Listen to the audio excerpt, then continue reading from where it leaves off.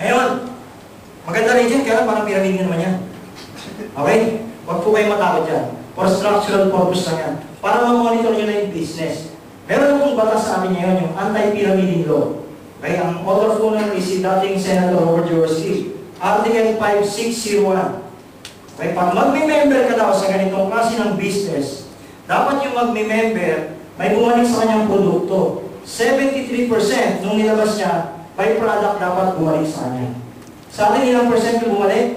84. Sobra pa. Produkto pa lang yun, wala pa yung mga benefits. Tama? Tingnan nyo naman, Nature's Way sa Nature's Way. Okay, Nature's Way, $1 billion year company sa US. 50 years na siya. Ibig sabihin may pangalan. Hindi naman siguro pupunta sa Pilipinas, sasali sa isang scam. Tama? Masisira yung pangalan niya. Actually, yung po yung nakapagpa-join sa akin dito, yung Nature's Way. Kasi po talagang ayaw ko na sumali sa ganitong business. Kasi pag ginasalihan mo scam, nakakahiya po talaga. Okay? Kasi may nasalihan ako dati. Hindi ko na babanggitin yung pangalan. Power Hopes. Okay? Pag-iimbita ka kasi dito, mga kaibigan mo, yung malalapit pa sa'yo, di ba? Yung mga malalapit, kaibigan mo, best friend mo, kumpare mo. Eh kung yung nasalihan mo na scam, di ba? Nakakahiya talaga.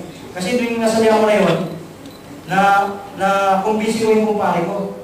Pag-uwi ko sa Pilipinas noon, magtatayo sana sila ng business, sari-sari store. Okay? Meron siyang ito, mga mahigit 20,000. Sabi ko, pre, dito mo na ipasok yung pera mo. Mas magandang kitaan dito. Na-convince ko. Mga ilang buwan sa ating kumpanya, hanggang ngayon yung kinakausap ng kumpare ko. Diba? So kaya hindi na ako sumasali sa ganito. Daming dumang kumpanya talaga. Hindi mo ako mapapasali. Aim global lang. Okay?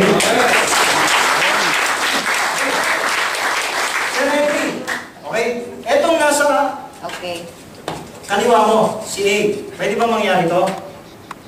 Hindi pala pang karaniwang nila lang. May sa halimaw pala to. Lumaki yung grupo niya dito. Okay? Lumaki.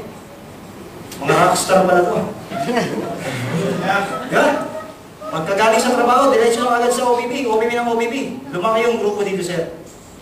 Dumami. Pagdating dito sa kabila, okay? After 1 year, may sumali dito.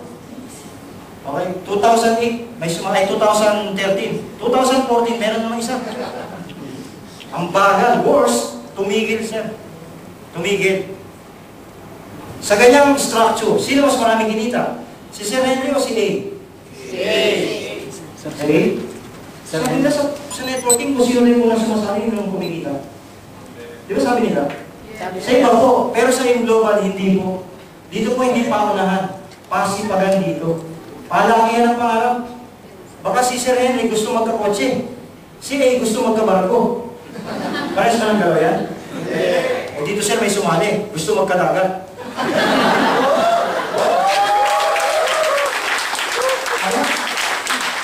Dito, pwede mo unahan.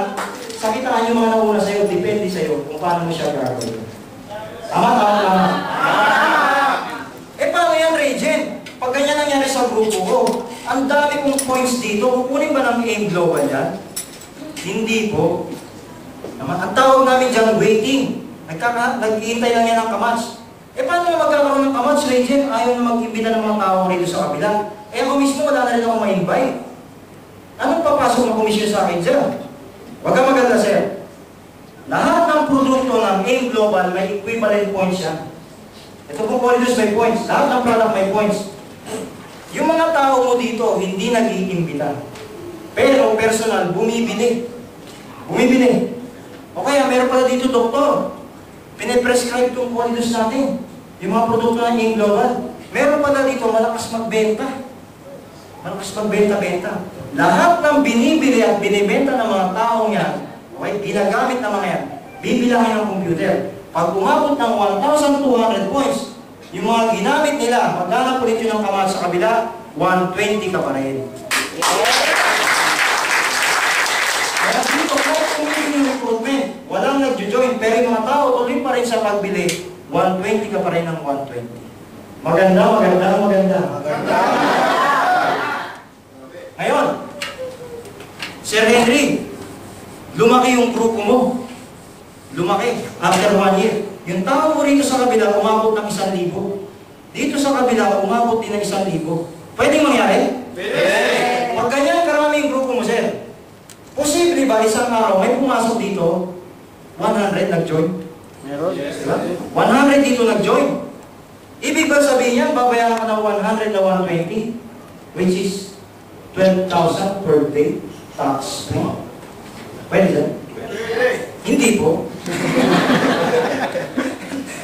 Kasi pag gano'n nangyari, sir, pag sali mo ngayon, bukas sarado na yung global. Marami yung lumalabas na pera. Tama? Meron po tayong tinatawag na safety net o ceiling of income. Pag yan ang pumasok sa'yo, pinakamalaking babayaran sa'yo sa isang araw is 16 lang po. 16 lang. 16 months per day lang. Yung 84 na pupunta sa AIM Global. Ibig sabihin, kumikita sila. Diyan ka naman nakasisiguro for the next 10-20 years nandito yung AIM Global. Kasi kumikita. So, kaya ito si 16 months per day, pagsagaan mo na muna yung 1,920 per day. Wow! Pang-ice tea mo man lang. Sabog ang pantog mo dyan. Maganda, maganda, maganda. Okay, palakpakan nyo naman. Maganda itong binary. Binary tawag dito eh. Pag-balance yung grupo mo. Ang problema sa binary, pag ganito nangyari sa grupo mo. Pwede mangyari? Yung tao mo rito sa kabila, ang dami. Lumaki. Pagdating sa kabila, tumigil. Right? Kapag dito, halimaw. Dito sa kabilang kabaliktaran. Di ba?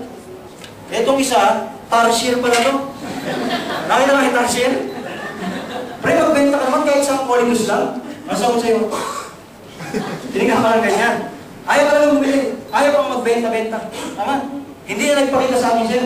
Gusto lang pala subukan yung produkto. Tama? Gusto lang palang magpa-check out. Gusto lang palang mag-paaral. Tama? May mga gano'n, di ba? Yes. Gusto lang palang magka-ATM. Hindi pa pala siya nagka-ATM. Buong buhay niya. May magkaka-ATM na ako na yung narin. Diba? May mga gano'n. Okay, baka napilitan na sa'yo, sir. Pag hindi ka bumili, susunugin yung bahay. Bumili. Hindi na nagpakita sa atin, sir. Hindi na nagbenta-benta. Okay? Paano ngayon, sir? Paano yung pinag-usapan nating 120, 120, 120? Wala. Huwag kang mag-alala, sir. Create ng kumpanya yung pang-apat na kitaan, yung Unilevel. Okay? Dito sa Unilevel, dito sa number 3, pag may dalawang kang kakilala, pwede ka nang kumita. Dito sa Unilevel, kahit isa na lang kakilala mo, sir, pwede ka bang kumita. Sino dito isa lang kakilala? Di naman ang cellphone yung phone book, isa lang. Pero ba naman? Nanay niya ba? Tama? May ganun ba? Wala. Wala, di ba? Kasi sir, di ba isa lang kakilala mo? Pero yung kakilala mo, sir, halimaw. Halimaw. Hinanay mo. Lumaki yung grupo. Lumaki yung grupo. Okay, sa Unilevel, ganito ang kita, sir.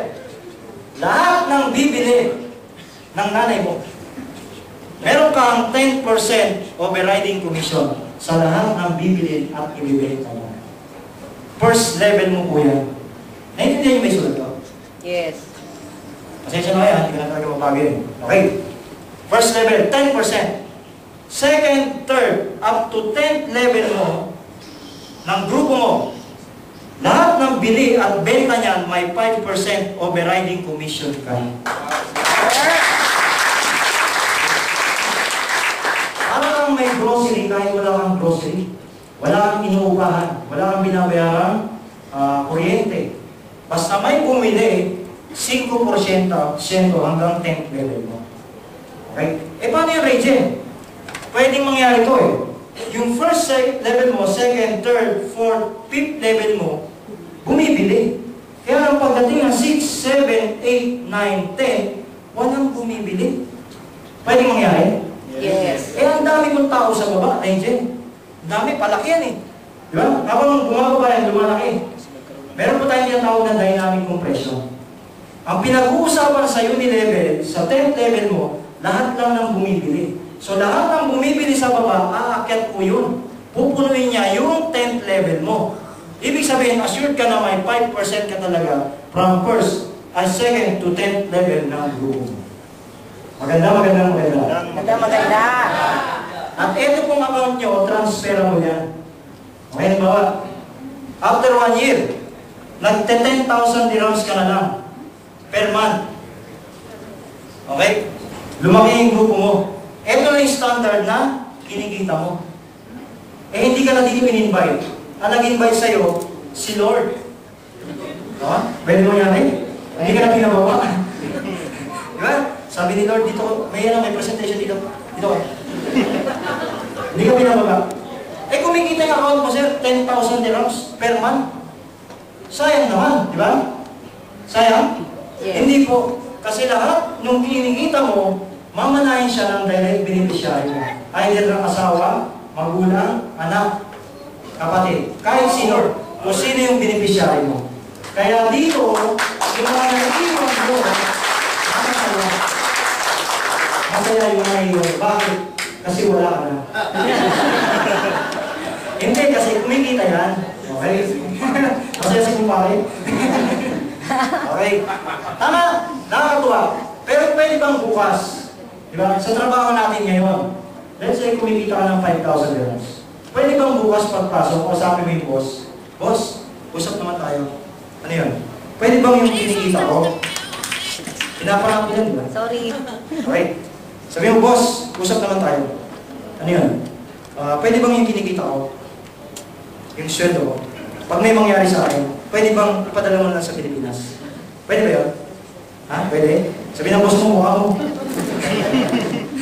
Di ba? Ibig sabihin, tigil na rin yun. Tama?